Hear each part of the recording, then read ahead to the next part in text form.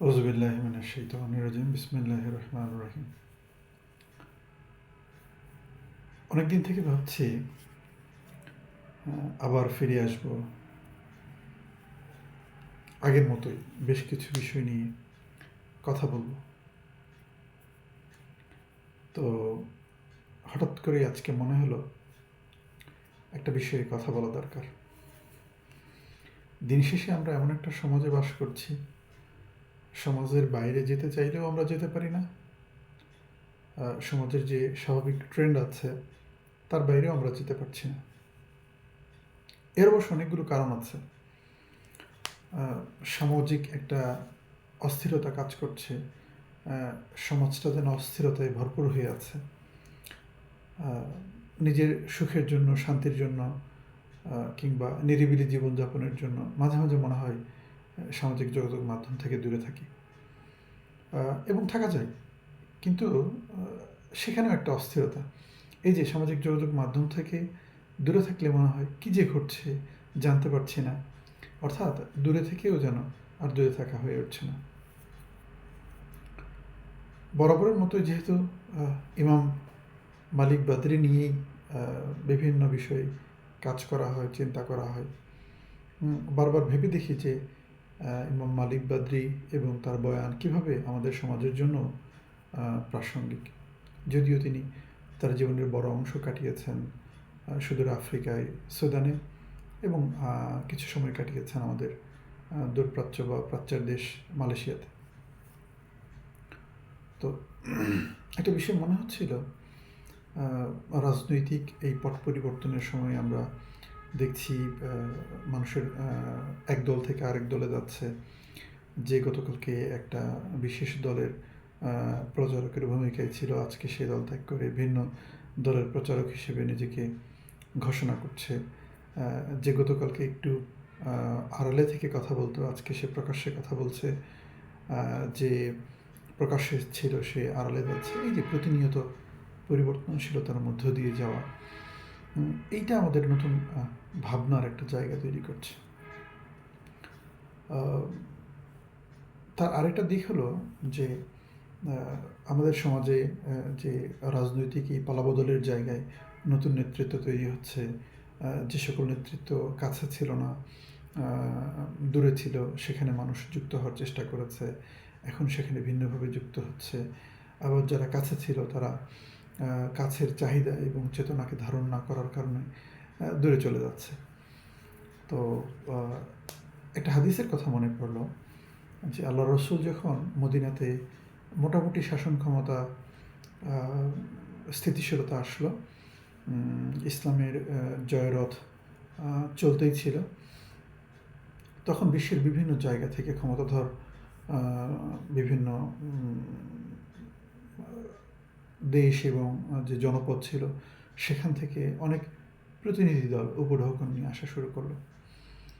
এবং এরপরে দেখা গেল যে বিভিন্ন দূর দূরান্ত থেকে অনেক মুসলিম রাসূলের সাল্লাল্লাহু আলাইহি সাল্লামের সাথে সাক্ষাৎ করার জন্য আসা শুরু করলো। তো এমন একটা প্রেক্ষাপটে অফ দ্য কায়েস নামক একটা দল রাসূলের দরবারে আগমন করলো। তো যেটা হয় যে যখন তারা আগমন করেন, দ্রুত আসেন, এসে কে কত দ্রুত আল্লাহ রসুলের সান্নিধ্য নিতে পারবেন, এ ধরনের একটা প্রতিযোগিতা তাদের মধ্যে চলত। তো এরকম তিরমিজি শরীফের একটা হাদিসে এসছে যে অফ দ্য কায়েস যখন আসলো, এসে তারা পরস্পরের সাথে কম্পিটিশন শুরু করলো, কে আল্লাহ রসুলের কাছাকাছি যেতে পারে দ্রুত। তারা গিয়ে আল্লাহ রসুলের হাতে চুম্বন করবেন, তার পায়ে চুম্বন করবেন, এবং এমনভাবে তারা করছিল। তো আল্লাহ রসুল এগুলো খুব সুন্দরভাবে খেয়াল করছিলেন যে কে কী করছে, কত দ্রুত আসছে। তো এই প্রতিনিধি দল, যেমন আমাদের আজকে বিভিন্ন রাজনৈতিক দলের কাছে বিভিন্ন ব্যবসায়ী প্রতিনিধি দল বা সাংবাদিক প্রতিনিধি দল, বিভিন্ন দল যেমন যায়, তো তেমনই তারা এসেছিলেন। তো আল্লাহ রসুল খেয়াল করলেন যে সেখানে একজন ব্যক্তি, তার নাম ছিল হচ্ছে আল আশজা আব্দুল কায়েস। তিনি অন্য কারোর সাথে কোনো কম্পিটিশন করছেন না।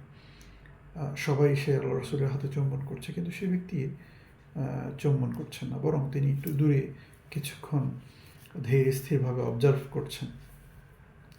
তারপরে এই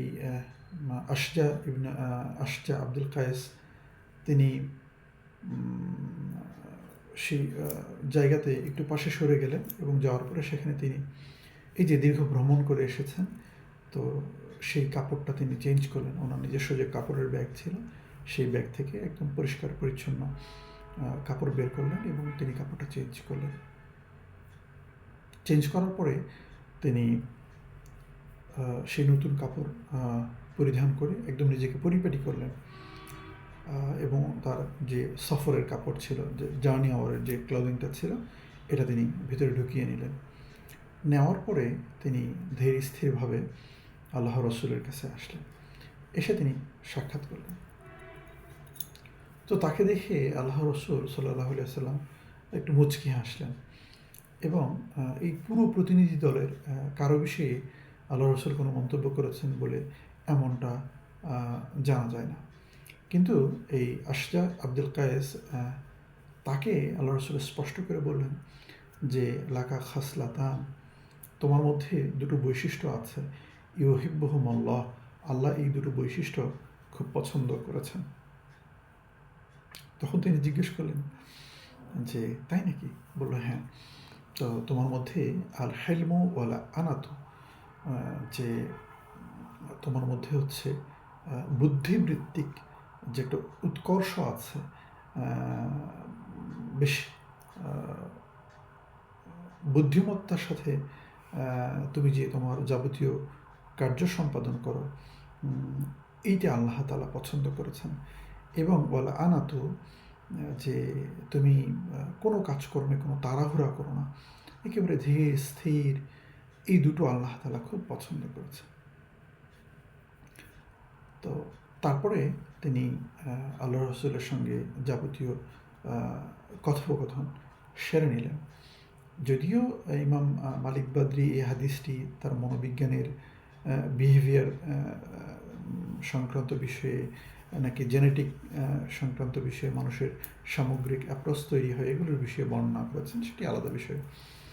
তো এই যে একটা পুরো দল আসলো, প্রতিনিধি দল, সেখানে সকলেই আল্লাহ রসুলের সান্নিধ্য পাওয়ার জন্য চেষ্টা করলো এবং কম্পিটিশন করলো, কিন্তু আল্লাহ রসুল তাদের কোনো বিষয়েই কোনো মন্তব্য করলেন না। কিন্তু যে ব্যক্তি অত্যন্ত ব্যক্তিত্ব বোধ নিয়ে ধীর স্থিরভাবে এবং আল হেলম ডিলিজেন্স সহকারে এবং তার ধৈর্য সহকারে ধীর স্থিরতার সাথে আল্লাহ রসুলের সাথে সাক্ষাৎ করলেন, তার ব্যক্তিত্ব বোধ বজায় রেখে আল্লাহ রসুল সেখানেই ইতিবাচকতা দেখলেন এবং তার মধ্যে ভালো কিছু দেখলেন এবং তাকে তিনি সেটার স্বীকৃতি দিলেন। ফলে আমাদের সামাজিক জীবনে এরকম মানুষের মধ্যেও নানা স্তর আছে, বিভিন্ন স্বার্থান্বেষী মানুষ আছে, যারা স্বার্থের জন্য নিজেদের ব্যক্তিত্ববোধকে জলাঞ্জলি দেয়। মানুষের জীবনটা ভুলে ভরা, আমরা ভুলের মধ্য দিয়ে যদি শিখতে পারি, তো সেই শিক্ষাটাই হচ্ছে আমাদের জন্য একটা বড় অর্জন। কিন্তু ভুলকে কন্টিনিউ করা আমাদের জন্য প্রত্যাশিত নয়। তো আজকে মনে হলো যে চারিদিকে এরকম বিভিন্ন রাজনৈতিক দলের কাছে প্রতিনিধি দল যাচ্ছে, কে কার চাইতে কতটুকু কাছে যেতে পারে, কে কতটুকু সান্নিধ্য নিতে পারে, এই যে একটা অবর্ণনীয় প্রতিযোগিতা, ধাক্কাধাক্কি করে ঠেলাঠেলি করে নেতার কাছে যাওয়া, এইটা হয়তো সবকালেই ছিল, যেমন সবকালে ছিল তেমন এখনও আছে। কিন্তু সবচেয়ে মর্যাদাবান তারাই হন দিন শেষে, যারা এই ঠেলাঠেলির মধ্যে নেই, বরং নিজেদের ব্যক্তিত্বকে ধরে রাখেন এবং নিজেদের বুদ্ধিমত্তার পরিচয় দেন। তো আমরা আমাদের সমাজে যারা এরকম নেতৃত্বের পর্যায়ে আছে, তারা যদি এরকম দিকগুলো খেয়াল করেন যে আসলে সুসময়ের যারা মাসি, তাদেরকে যদি তারা পাশ কাটিয়ে যান এবং যারা বুদ্ধিদীপ্ত মানুষ, ওই যে বলে দুধের মাছি আর কি, তো তাদেরকে যদি বাদ দেওয়া যায় এবং যারা ব্যক্তিত্ববোধ সম্পন্ন, যারা জনপদকে ধারণ করে, জনপদের বিশ্বাসকে ধারণ করে, মানুষের ভাগ্য উন্নয়নের জন্য নিবেদিত প্রাণ হিসেবে কাজ করতে চায়, তাহলে তাদেরকেই কাছে টেনে নেওয়া দরকার। তাহলেই এই যে প্রতিনিধি দলের আগমন, বিভিন্ন স্টেক হোল্ডারদের আগমন, সেটাকে কেন্দ্র করে আমরা জনপদের ভাগ্য বিনির্মাণের জন্য নতুন একটা যাত্রা শুরু করতে পারি। দিন শেষে আমরা যেহেতু আখিরুজ্জামানের মানুষ, কিয়ামত সন্নিকটে, মানুষের প্রতিনিয়ত বিশ্বাসের উত্থান পতন ঘটবে। বিশ্বাসী মানুষ অবিশ্বাসী হয়ে যাবে, অবিশ্বাসী মানুষ বিশ্বাস হবে। মানুষ সামগ্রিকভাবেই বিপদের মধ্যে থাকবে। তার বিশ্বাসটাও তার জন্য বিশ্বাসীনতার কারণ হতে পারে। তো আল্লাহ তাআলা আমাদেরকে এমন ভাবে একটি জনপদ গঠন করার তৌফিক দান করুন, যেখানে মানুষ নির্যাতিত হবে না, মানুষের অধিকারের জন্য সর্বোচ্চ স্বাধীনতা দেওয়া হবে। সকলকে ধন্যবাদ। আসসালামু আলাইকুম রহমতুল্লাহ।